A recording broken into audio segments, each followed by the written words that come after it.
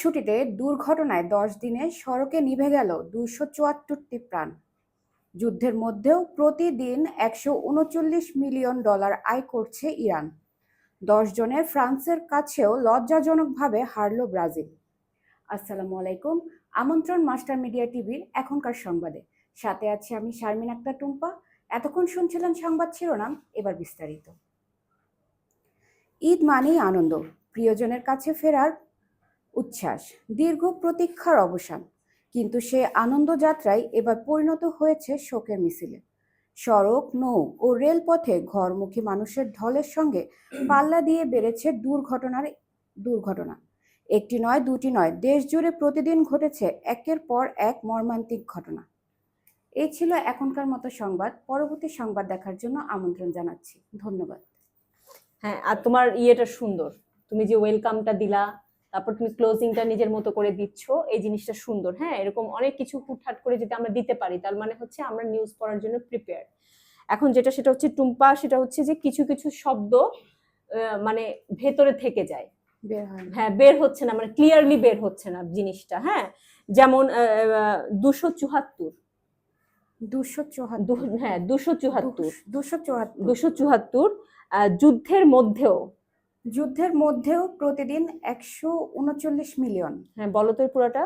যুদ্ধের মধ্যেও প্রতিদিন $139 মিলিয়ন আয় করছে ইরান। হ্যাঁ, তারপর ফ্রান্স, 10 জনে ফ্রান্সের কাছেও লজ্জাজনকভাবে হারলো ব্রাজিল।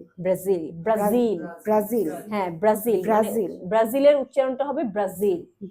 আচ্ছা, তোমার মধ্যে 6-এর প্রবলেম আমার কাছে মনে হচ্ছে নাই, কিন্তু তুমি এক জায়গায় বললা হচ্ছে মিছিলটাকে মিছিল বললা, আবার অন্য জায়গায় বেড়েছেটা ঠিকই বেড়েছে বললা। এই জন্য আমি কনফিউজ যে তোমার কি 6-এর প্রবলেম আছে নাকি নাই। তুমি মিছিল বলছো কিন্তু আবার বেড়েছে জায়গায় ঠিকই বেড়েছে বলেছো। এখন আমি কনফিউজড। তুমি একটু কয়েকটা 6-এর বলো তো। আছি, গিয়েছি, যাচ্ছি, বলছি, করছি, ছাউনি। আচ্ছা, তাহলে মানে তোমার 6-এর প্রবলেমটা তোমার নাই, ওটা তোমার মুখ থেকে স্লিপ অফ টাং বের হয়ে গেছে। আচ্ছা, আরেকটা জিনিস হচ্ছে খেলাধুলা করা। সেটা হচ্ছে যে এই স্ক্রিপ্টটা কিন্তু খুব সুন্দর করে লেখা। যে স্ক্রিপ্টটা তুমি মাত্র পড়লে, স্ক্রিপ্টটা খুব সুন্দর করে লেখা। এখানে কিন্তু অনেক নাটকীয়তা আছে। এই জিনিসগুলো তোমাকে বলতে হবে। যেমন তুমি দেখো সড়ক, নৌ, রেলপথে ঘরমুখো মানুষের ঢলের সঙ্গে পাল্লা দিয়ে বেড়েছে দুর্ঘটনা। একটি নয়, দুটি নয়, দেশ জুড়ে প্রতিদিনই ঘটছে একের পর এক মর্মান্তিক ঘটনা। আমাকে একটু মানে আমি একটা ব্যাপার বললাম না, যে একটু আমাকে স্যাডনেসটা আনতে হবে। স্যাডনেসটা আমার চেহারার মধ্যেও যেরকম আনতে হবে, আমার ভয়েসের মধ্যে আনতে হবে, আমার পড়ার মধ্যে আনতে হবে স্যাডনেসটা।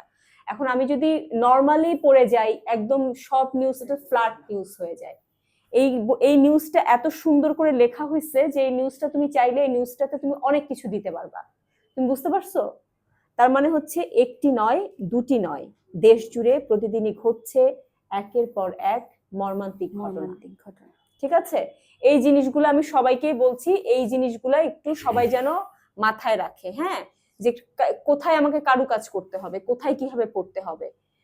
আচ্ছা ঠিক আছে, তুমি যাও, তোমাকে যেটা বলছে এটা তুমি মাথায় রাখো। তোমার উচ্চারণের সমস্যা ওরকম প্রকট কিছু না, যেটা হচ্ছে সেটা হচ্ছে টুকটাক আর কি। এগুলো তো আজকে ফার্স্ট ক্লাস, এগুলো আস্তে আস্তে আস্তে আস্তে প্র্যাকটিস করতে করতে করতে করতে এগুলো ঠিক হয়ে যাবে। এটার মেইন ইয়েটাই হচ্ছে প্র্যাকটিস। যত বেশি প্র্যাকটিস করবা তত বেশি হচ্ছে তোমার উচ্চারণের সমস্যা ঠিক হবে। বেশি করে কবিতা আবৃত্তি করবা, শুনবা কবিতা আবৃত্তি, গান শুনবা। গান শুনলেও কিন্তু গানের দেখবা অনেকের উচ্চারণ ঠিক নাই, কিন্তু গান গাচ্ছে অনেক সুন্দর করে। বাংলাদেশে অনেক বড় বড় শিল্পী চিটং থেকে আসছে, চিটং এর মানুষের উচ্চারণ তো ভয়াবহ, অথচ আয়ুব বাচ্চুর মতো এত বড় লিজেন্ডারি শিল্পী হচ্ছে চিটং এর। তাহলে তারা কিভাবে পারছে? তারা কথা বলছে চিটং এর ল্যাঙ্গুয়েজে, কিন্তু গান গাচ্ছে ঠিকই সুন্দর করে গান গাচ্ছে, প্রমিত ভাষায় গান গাচ্ছে, তাই না? সো তারা পারলে আমরাও পারবো। ঠিক আছে, এরপর কে যাবে?